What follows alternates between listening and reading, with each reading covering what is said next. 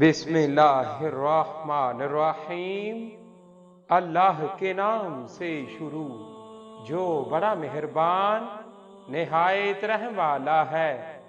لی خمسۃ اطفی بہا حر الوباء الحاتمہ المصطفیٰ والمرتضیٰ وابنہما والفاطمہ رضی اللہ تعالی عنہا۔